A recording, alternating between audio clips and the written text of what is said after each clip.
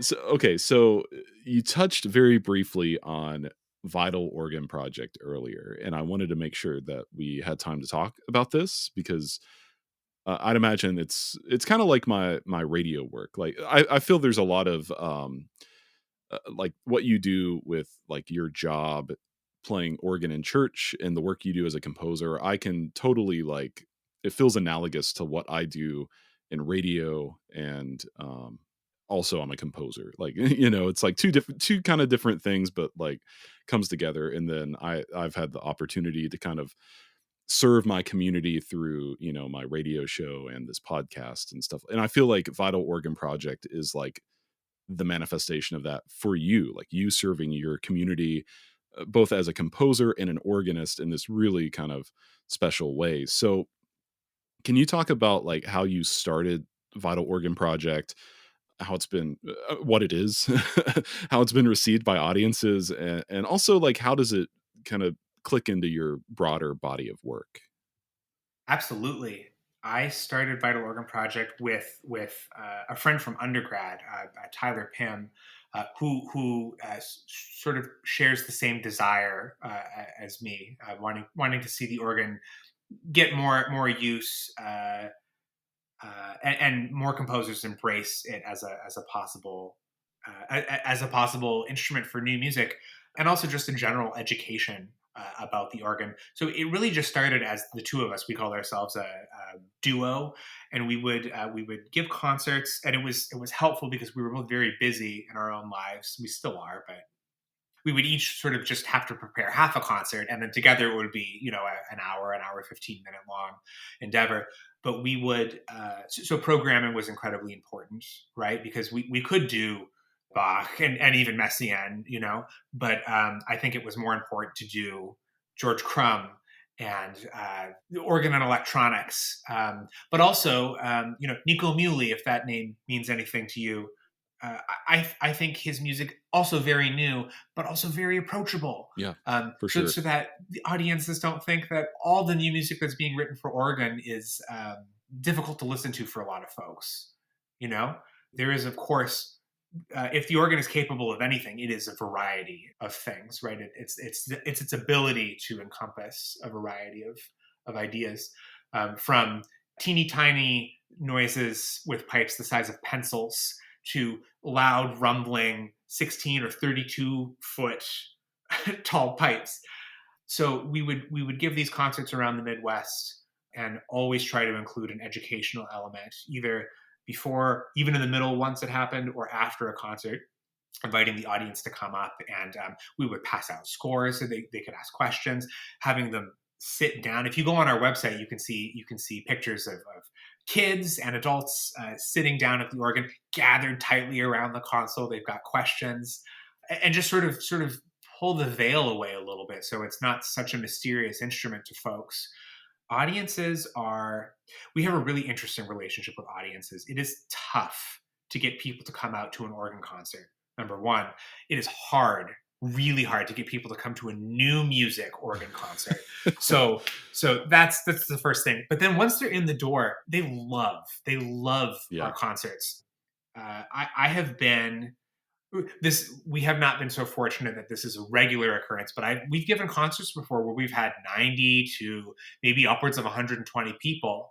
And when that's the case, I am swarmed at the console for like 20 minutes after the concert, because they've got questions, or they just want to share their experience, or they want to say thank you, or they want to pull a stop, or whatever. It's I think, yeah, it has become an outlet to showcase a world that I have become very familiar with, and that understandably a lot of folks are not familiar with, but I think they should be, just because organs are so much more prevalent than I think we realize. I mean, think about how many churches there are in your area. Most of those churches, not all of them, but most of them probably have an organ.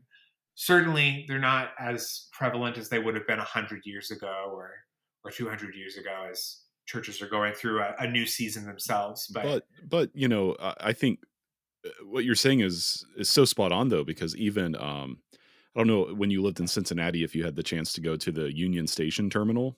which Mm-hmm. is like the Cincinnati Museum Center is there, and it's like this beautiful, enormous Art Deco building. And there's an organ there And there's an organ there. because Yeah. of course, and I think I don't know if you're familiar with the concert series they do with the organ there, but I was like, oh, an organ in a train station. Well, that makes sense. That Well, actually makes sense.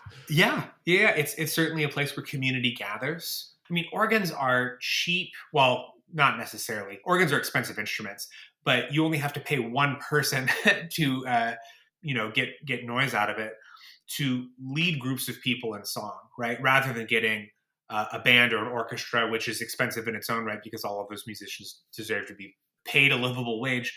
It makes sense why organs became the leader of the assembly, and that assembly could be secular, like at a train station or at a concert hall or an auditorium, or at Macy's. I don't know Ballpark. if you've Yeah. I don't know if you've or a ballpark. Yes, I was going to share the bad news of how the large organ at Macy's in, I think that's in New Jersey, that Macy's is closing, and they're not Uh, totally sure what's going to happen to the organ yet.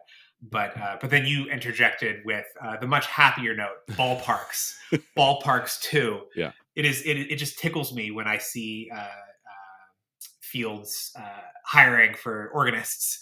I think that sounds like a lot of fun, but I don't know enough about baseball. I wouldn't be a useful organist for that job. The hockey team in Tampa has a in-house organist. And I think Phenomenal. it's like an actual like pipe organ. It's it's really cool. Well, you think about organists needing to be able to think on their feet and be able to improvise. That is a job, Yeah. right? At least in a church service, you sort of expect the general order of events and how long each thing will take. But at a live sports event, gosh, you have to know what's going on. You have to have keen eyes and ears. That is a whole other skill set altogether. So we've kind of gone on this tangent about organ in public spaces, but part of Vital Organ Project is making people aware like these things are everywhere. Yeah. They are, and to get them to realize that they are not just church instruments. I did have an experience once. We had a brass quintet come up from Chicago to Kalamazoo for a organ and brass concert. A lot of new music, some just organ, some just brass, some organ and brass. And I remember being in line to order food at Bell's Brewery, and I had the tuba player with me, and I believe he had his tuba with him. That makes sense. But I'm trying to remember the story just right. But I think the person behind us noticed the tuba and was like, "Is there a concert happening tonight?" And we said, "Yeah, yeah, brass and organ." And he said, "Oh, where? Where's the concert?" And we told him what church it was at, and he said, "Oh, it's at a church." I don't really feel comfortable going to that. It is tough to get people to come to organ concerts, and it is an unfortunate reality and an understandable one that there are is a non-zero number of people who don't feel comfortable in churches. But it is also good to know. I mean, I've also had the experience before where folks have come to one of our concerts that have been in a church, and to find out that community is an accepting one. In the Mm. Lutheran, in the ELCA church, we have a Reconciling in Christ, where that is not a stamp of approval, but a recognition that it is a congregation that wants to be supportive and helpful to a community like the LGBTQIA plus community that is in need of support, and that our church is a safe place. So that has been, I think, a helpful byproduct of our efforts too. Is that every church is different, and you don't have to feel uncomfortable in all of them. Yeah, that's a heavy topic.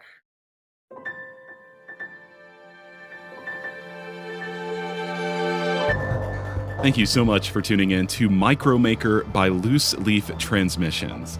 We hope you enjoyed this brief glimpse into the inner workings of the creative life. If this resonated with you, be sure to check out the full conversation on Music Maker with Tyler Kline, a podcast exploring craft and process, philosophy and inspiration, and the honest, often messy parts of being an artist, creative uncertainty, purpose and identity, and resilience. You can find Music Maker wherever you get your podcasts or by visiting musicmakerpodcast.com.